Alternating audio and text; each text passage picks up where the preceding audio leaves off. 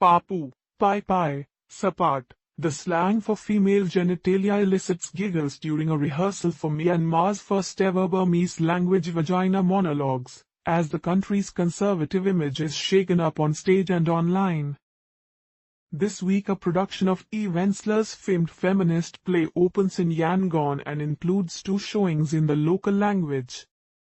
Its exploration of issues around sexual consent, body image and genital mutilation made it revolutionary in the 90s when it premiered in New York, and interpretations have spanned the globe since.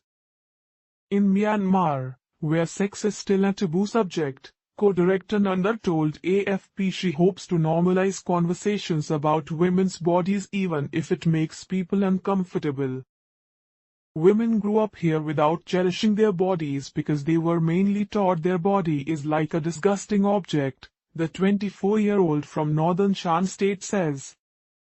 This play is very powerful as women are telling stories about themselves. Under a bamboo gazebo serving as the stage, women sit in rapt attention as performers run their lines speaking frankly about pubic hair, rape and menstruation, normally taboo topics. "It's more worrisome if we don't think about the yoni," shouts one actor during Sunday's final rehearsal, using a polite Burmese word for vagina that has its roots in Sanskrit. Under a bamboo gazebo serving as the stage, women sit in rapt attention as performers run their lines speaking frankly about pubic hair, rape and menstruation, normally taboo topics. Extreme ideology. Myanmar's best-known figure is civilian leader Aung San Suu Kyi, a female icon still revered by locals as Mother Sue even though her global reputation lies in tatters over the Rohingya crisis.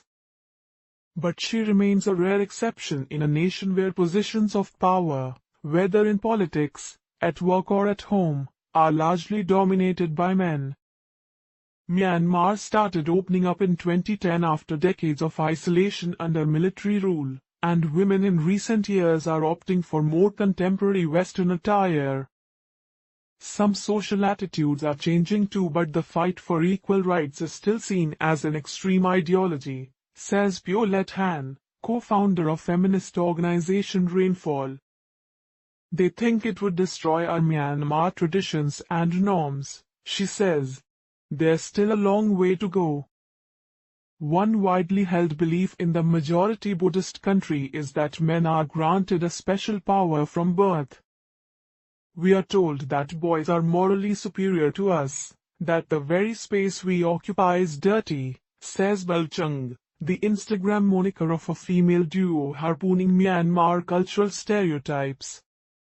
The 220-something Yanganites, who wish to remain anonymous, are part of a growing population of young people taking to social media platforms to access and propagate more liberal ideas. The pair, whose name combines the millennial term of endearment bae with the spicy Myanmar condiment balchung, pepper their feed with pointed statements in between Kardashian-inspired memes. Men who insist their partners use emergency contraception so they do not need to wear a condom are one frequent target. Their critics accuse them of misandry, or hating men, but the two have also been surprised by the support received from their mostly Myanmar followers through private messages.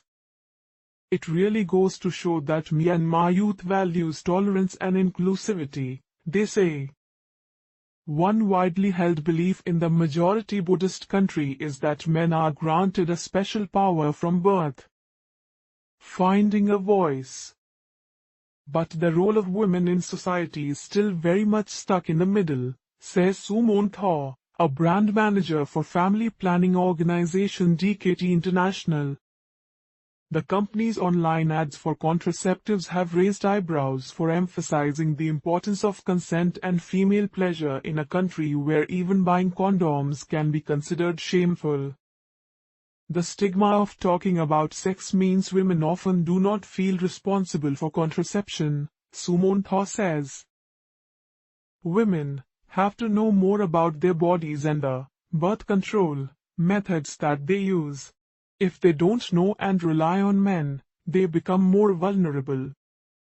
The rehearsing actors have an easy rapport with each other, but many still laugh nervously as one delivers an impassioned speech demanding better treatment for her angry vagina. Co-director Nanda equates the knowledge of your body to taking your power back, and says she has seen her acting troupe transform during the rehearsal process. Marketing associate Thuzal Win says she does not identify as a feminist because the word is too big. But she's opening the show along with two other actors by reeling off various Myanmar names for vagina. "I've never said those words to others in public, let alone on stage," the softly spoken 28-year-old says. "But I've found someone inside me that is not a silent woman, and I just want to express myself."